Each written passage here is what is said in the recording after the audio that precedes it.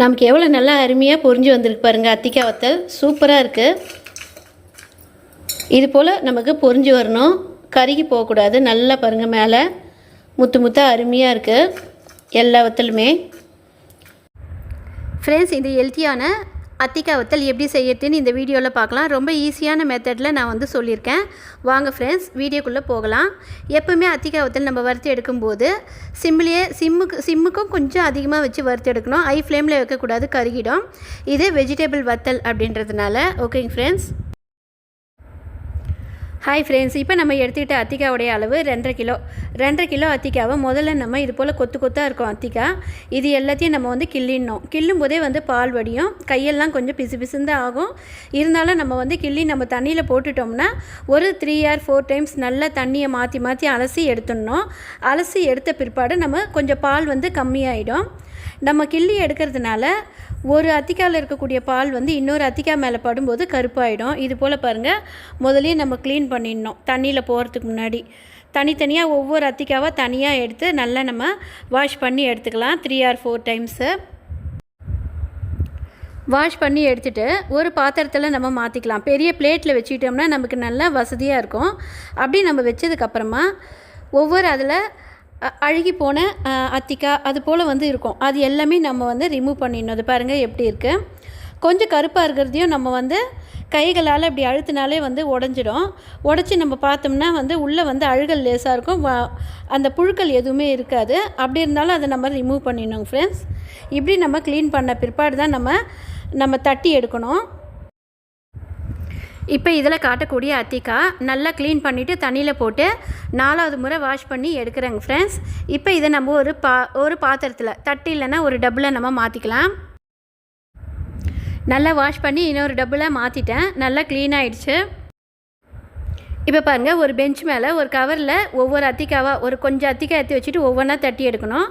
இந்த அத்திக்காய் வத்தல் நானும் என்னுடைய ஹஸ்பண்டெல்லாம் சேர்த்து தட்டி எடுத்தோம். நிறைய இருக்கிறதுனால டக்குன்னு வேலை முடியும். 2 பேராக சேர்ந்து நம்ம செய்யும்போது ஒரு ஒர்க்கு நமக்கு குயிக்காக நமக்கு முடியும் ஃப்ரெண்ட்ஸ். இது பாருங்கள், ஒவ்வொரு அத்திக்காய் நம்ம தட்டி போடும்போதும் நம்ம கைகளால் எடுத்து பார்க்கணும். உள்ளே வந்து புழுக்கள், பூச்சிகள், வண்டுகள் இருக்கா அப்படின்னு சொல்லிட்டு அப்படி நம்ம செக் பண்ணிவிட்டு தான் ஒவ்வொரு அத்திக்காவும் போடணும். நம்ம ஒரு 10 அத்திக்காய் சேர்த்து நம்ம தட்டிட்டாலும் ஒன்றா செக் பண்ணி போட்டுடலாம். ஈஸியாக வேலை முடியும்.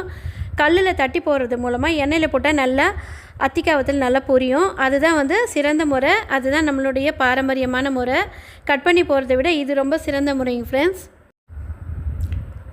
இதை பாருங்கள் ஃப்ரெண்ட்ஸ், நான் கையில் வச்சுருக்கேன். ரொம்ப அழுகி போயிருக்கு பாருங்கள். அழுகி போனது மட்டும்தான் ரிமூவ் பண்ணணும்னு இல்லை, கொஞ்சம் கொலன்னு அப்படியே மேலே கருப்பாக இருக்கிறத நம்ம ரிமூவ் பண்ணிடலாம். இப்போ நம்ம தட்டி எடுத்த அத்திக்காவை எப்படி நம்ம வத்தலுக்கு ரெடி பண்ணுறதுன்னு பார்க்கலாம். இப்போ நம்ம எடுத்துக்கிட்ட 2.5 கிலோ எடுத்துகிட்டு இருக்கோம் அத்திக்காய். அதுக்கு நம்ம எப்படி வேக வைக்கிறது அப்படின்னு பார்த்தோம்னா, அத்திக்காய் வேக வைக்க சாதம் வடித்த கஞ்சியும் தண்ணியும் ஈவனாக எடுத்துக்கணும். 2ம் சம அளவு கலந்து எடுத்துக்கணும். அந்த தண்ணியில் நல்லா தட்டி எடுத்த அத்திக்காவை நல்லா ஒரு முறை வாஷ் பண்ணி எடுத்துடணும். அதில் இருக்கக்கூடிய புழு பூச்சிகள் எல்லாம் ரிமூவ் ஆகிடும். இப்போ இதை வடிகட்டி தனியாக ஒரு டப்பில் மாற்றிட்டேன். இப்போ நம்ம எடுத்துக்கக்கூடிய தண்ணி சாதம் வடித்து விட்ட தண்ணி வந்து எவ்வளோ நம்ம பங்கு எடுத்துக்கிறோமோ அதே அளவு நம்ம சாதா தண்ணியும் எடுத்துக்கணும். இந்த முறையில் நம்ம எதுக்கு நம்ம சாதம் வடித்த கஞ்சியை சேர்க்குறோன்னா அதோடைய பிசுபிசுப்பு போயிடும். அதே டைமில் அத்திக்காவுடைய நிறம் மாறாது. இது நம்மளுடைய பழைய முறை தான். அதை தான் நான் வந்து பயன்படுத்தி நான் செய்கிறேன்.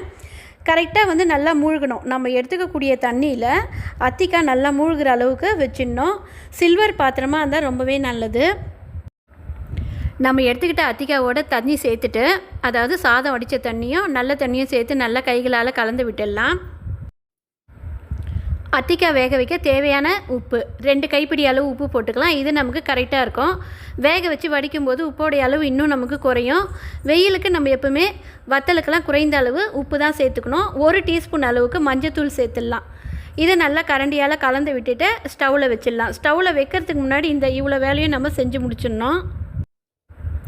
உப்பு சேர்த்த உடனே கரண்டியில் நல்லா கலந்து விட்டுட்டேன். இப்போ நம்ம நல்லா கலந்து விட்டுட்டு ஸ்டவ்வில் வச்சிடலாம். ஸ்டவ்வில் வச்சுட்டு முதல்ல தண்ணி சூடு ஏறி வரத்துக்கே நமக்கு 15 நிமிஷம் ஆகும். ஹை ஃப்ளேமில் வச்சு தண்ணியை நல்லா சூடுபடுத்திக்கலாம். எனக்கு கரெக்டாக அத்திக்காய் வெந்து வரத்துக்கு 25 நிமிஷம் ஆச்சுங்க ஃப்ரெண்ட்ஸ். அப்போதைக்கப்போ ஒரு 10 மினிட்ஸ்க்கு ஒன்ஸ் நம்ம எடுத்து பார்க்கணும் நல்லா வெந்திருக்கா அப்படின்னு சொல்லிட்டு. 25 நிமிஷம் கழித்து இப்போ பாருங்கள் நான் எடுத்து வச்சுருக்கேன். லைட்டாக வந்து நமக்கு ப்ரெஸ் ஆச்சுன்னா போதும், ரொம்ப குழைய வேக விடக்கூடாது, வத்தல் நமக்கு பாழாயிடும். இந்த அளவுக்கு இருந்தால் போதும், வளையணும் லைட்டாக. உடனே நம்ம ஸ்டவ் ஆஃப் பண்ணிவிட்டு ஒரு வடித்தட்டில் வடிகட்டி எடுத்துக்கணும். எல்லா அத்திக்காவையும்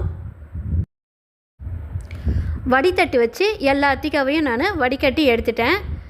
இப்போ என்னோடய ஹஸ்பண்ட் ஹெல்ப் இருக்கிறதுனால தான் இவ்வளவும் நம்ம வந்து வடிகட்டி எடுக்க முடியுது. ஏன்னா வந்து அந்த பாத்திரத்துலேருந்து நம்ம வடிகட்டும் போது ரொம்பவும் சூடாக இருக்குங்க ஃப்ரெண்ட்ஸ். ஒருத்தர் கூட ஹெல்ப்பிங் வச்சுட்டு நீங்கள் செய்யுங்க. வடிகட்டி எடுத்து எல்லா அத்திக்காவும் ஒரு டப்பில் மாற்றிட்டோம் இல்லையா, அதை இது போல் ஒரு பாலித்தீன் ஷீட் இல்லைனா ஒரு காட்டன் கிளாத்து போட்டு காய வச்சுருங்க. இப்போ நான் ஒரு பாலித்தீன் ஷீட்டு போட்டு தான் காய விட்டுருக்கேன். நல்லா வந்து 3 or 4 days நல்லா காயணும். வெயில் செமையாக இருக்குது. 4 days காய வச்சு நம்ம எடுத்துடலாம். ஃப்ரெண்ட்ஸ், நமக்கு அத்திக்காய் வத்தல் ரெடி ஆயிடுச்சு. எவ்வளோ சூப்பராக நல்லா கலகலன்னு காஞ்சிடுச்சு பாருங்கள். ஃப்ரெண்ட்ஸ், இப்போ இதை கரெக்டாக 3 days நல்லா நான் காய வச்சு எடுத்துட்டேன். இப்போ நம்ம இதை வறுத்து பார்க்கலாம் எந்த அளவுக்கு பொரியுதுன்னு சொல்லிட்டு. நீங்கள் இன்னுமே வந்து நிறைய அத்திக்காய் வத்தல் இதே போல் போடுறீங்கன்னு சொன்னால் இன்னும் ஒரு நாள் எக்ஸ்ட்ராவாக காய வச்சு எடுத்துக்கோங்க. பூச்சிகள் வண்டுகள் எதுவுமே வராமல் இருக்கும். நல்லா ஸ்டோர் பண்ணி வைக்கலாம். ஆல்ரெடி எண்ணெய் காஞ்சிருச்சு. இது எண்ணெய் காஞ்சிட்டோன்னே நம்ம ஹை ஃப்ளேமில் வச்சுட்டு கஞ்சி வத்தல் வறுக்கிற மாதிரி வறுக்கக்கூடாது. மீடியத்துக்கும் கொஞ்சம் கம்மியாக வச்சிடணும். அப்போ தான் இந்த வெஜிடபிள் வத்தலானது நமக்கு கருகி வராது, நல்லா பொரிஞ்சு முத்து முத்தாக அருமையாக வருங்க ஃப்ரெண்ட்ஸ். கொஞ்சம் மீடியத்துக்கும் கொஞ்சம் கம்மியாக வச்சுருக்கேன். இப்போது எண்ணெய் காஞ்சிட்டோன்னே இப்போ நம்ம பொரிச்சு எடுத்துக்கலாம்.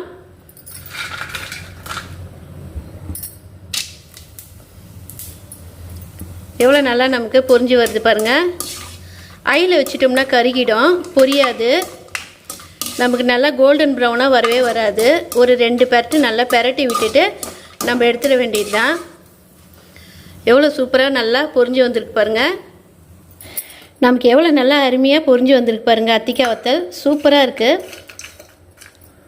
இது போல் நமக்கு பொரிஞ்சு வரணும், கருகி போகக்கூடாது. நல்லா பாருங்கள், மேலே முத்து முத்தாக அருமையாக இருக்குது எல்லா வத்தலுமே. நம்ம கூடவே எக்ஸ்ட்ரா ஒரு நாள் 4 நாள் நம்ம காய வச்சு எடுத்து வச்சிட்டோம்னா பூச்சிகள் வண்டுகள் வராமல் இருக்கும்.